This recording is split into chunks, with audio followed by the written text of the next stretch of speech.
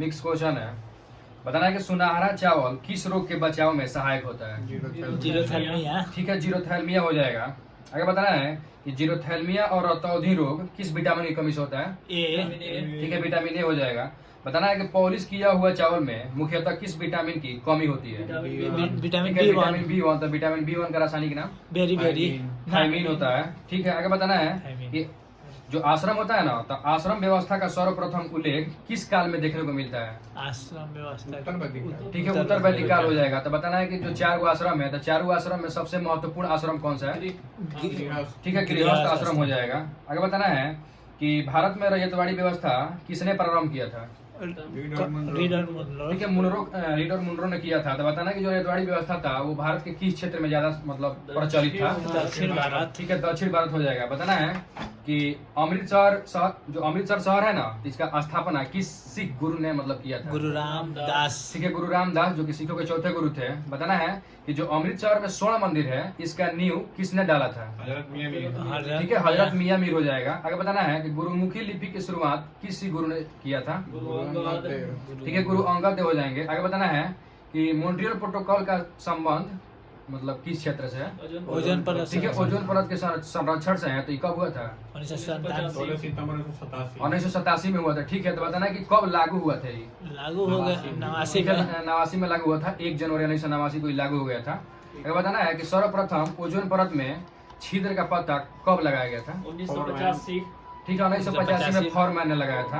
आगे बताना है कि राष्ट्रीय वनस्पति अनुसंधान संस्थान कहाँ पे है? लखनऊ। ठीक है, लखनऊ हो जाएगा। और भारतीय वनस्पति सर्वेक्षण का मुख्यालय कहाँ पे है? कोलकाता। ठीक है, कोलकाता हो जाएगा। बताना है कि भारतीय भूवैज्ञानिक सर्वेक्षण, जिसको GSI बोला जाता है, जियोलॉजिकल सर्वे ऑफ इंडिया, तो इसका मतलब मुख्यालय कहाँ पे? कोलकाता। ठीक है, कोलकाता। तो इसका स्थापना कब हुआ है? वो इसका होता है 1901। ठीक है, 1851 हो जाएगा। जियोलॉजिकल सर्वे ऑफ इंडिया का स्थापना 1851 हो जाएगा। बताना है कि भारतीय प्राणी सर्वेक्षण, जिसको ZSI बोला जाता है, तो ये कहाँ पे है इसका मुख्यालय? ठीक है, कोलकाता हो जाएगा। तो ये भारतीय प्राणी सर्वेक्षण का मतलब स्थापना कब हुआ था? ठीक है, 1916 हो जाएगा। बताना है कि रमण अनुसंधान संस्थान कहाँ पे है? ठीक है, बेंगलुरु हो जाएगा रमण अनुसंधान संस्थान। आगे बताना है कि सूक्ष्मजीव प्रौद्योगिकी संस्थान कहाँ पे है? चंडीगढ़ हो जाएगा। बताना है कि पंच सिद्धांतिका और लघु जातक, ये 2 पुस्तक है। इस पुस्तक के लेखक कौन है? बारामीर। ठीक है, बारामीर। तो बारामीर किस शासक के दरबार में रहते थे? बारामीर चंद्रगुप्त ठीक है, द्वितीय। चंद्रगुप्त द्वितीय है। तो चंद्रगुप्त द्वितीय के दरबारी कवि कौन थे? बाण। चंद्रगुप्त द्वितीय का कालिदास। ठीक है, आगे बताना है कि कांग्रेस की तीसरी महिला अध्यक्ष कौन थी? तीसरी ठीक है, नली सेन गुप्ता। तो ये कब अध्यक्षता कर रही थी? ठीक है, 1933 कलकत्ता। आगे बताना है कि राष्ट्रीय नियोजन समिति की स्थापना कब और किसकी अध्यक्षता में हुआ था? ठीक है, 1938 में पंडित जवाहरलाल नेहरू। और क्वेश्चन पूछेगा राष्ट्रीय नियोजन के वस्तुकार कौन थे? तो ठीक है, PC महालनोबिस। और भारत में पहली बार राष्ट्रीय आय समिति का गठन कब हुआ था और किसकी अध्यक्षता में? 1949 में PC महालनोबिस की अध्यक्षता में हुआ था। आगे बताना है कि संविधान का आत्मा किसे कहा जाता है? प्रस्तावना को। ठीक है, प्रस्तावना को। और आर्टिकल पूछेगा तो आर्टिकल 32 को। डॉक्टर भीमराव अम्बेडकर के हिसाब से। हाँ, डॉक्टर भीमराव अम्बेडकर के हिसाब से बोलेगा तो आर्टिकल 32 को। और ऐसे पूछेगा कि संविधान का आत्मा किसे कहा जाता है? तो प्रस्तावना को बोला जाता है। और वही क्वेश्चन पूछेगा कि संविधान का कुंजी किसे कहा जाता है? प्रस्तावना। ठीक है, प्रस्तावना को भी कहा जाता है। बताना कि प्रस्तावना जो है ना, किस देश से संविधान से लिया गया है? ठीक है, अमेरिका। और प्रस्तावना का भाषा ऑस्ट्रेलिया हो जाएगा। ठीक है, आगे बताना है कि बेल धातु होता है जिसको कांसा या ब्रॉन्ज बोला जाता है, तो ये किसका मिश्रण होता है?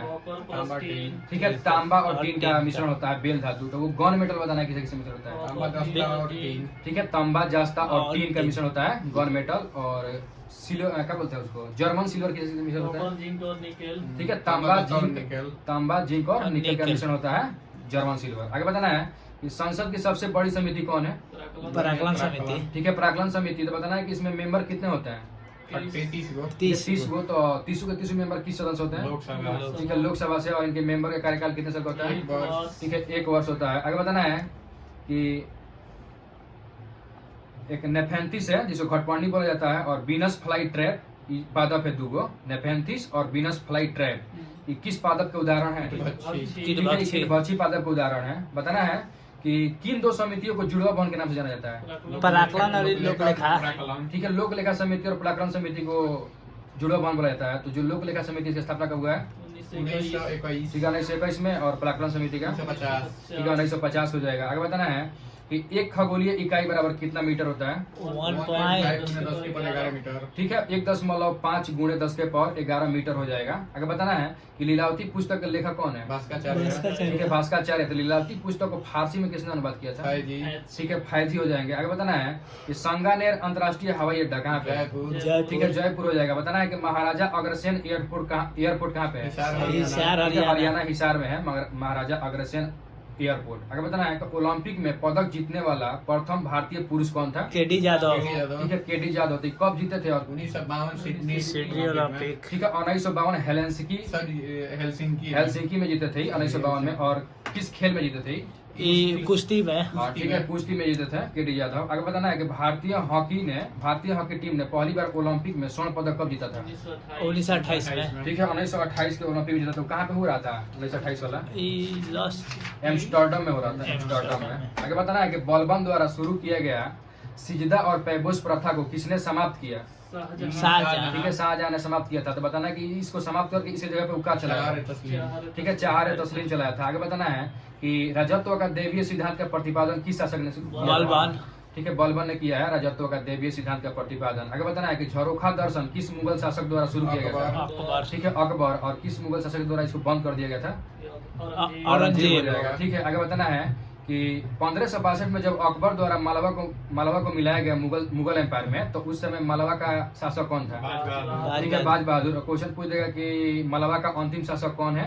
तो बाज बहादुर ही हो जाएगा। ठीक है आगे बताना है तो हल्दी घाटी का युद्ध कब हुआ था? 1576। ठीक है 1576 में हुआ था। तो उसमें महाराणा प्रताप के सेनापति कौन थे? हकीम का सूर महाराणा प्रताप के हकीम का सूर ठीक हाँ ठीक है महाराणा प्रताप को हकीम का हो जाएंगे। और वो क्या बोलते हैं अकबर के सेनापति कौन था? राजा मान सिंह। ठीक है राजा मान सिंह हो जाएगा अकबर के। हल्दी घाटी के युद्ध में महाराणा प्रताप के सेनापति हकीम खां और अकबर के सेनापति राजा मान सिंह। बताना कि बारूद का प्रयोग सर्वप्रथम किसने किया था? अकबर। बाबर। ठीक है बाबर। बारूद का प्रयोग सर्वप्रथम किसने किया था? तो बाबर हो जाएगा। बताना है कि चुंबकीय प्रेरण का सही मात्रा क्या होता है? गॉस। गॉस होता है। ठीक है चुंबकीय प्रेरण का सही मात्रक क्या होता है? तो गॉस होता है। बताना है कि चुंबकीय फलक से सही मात्रक? वेबर। ठीक है वेबर हो जाएगा। बताना है कि कृत्रिम हीरा किसे कहते हैं?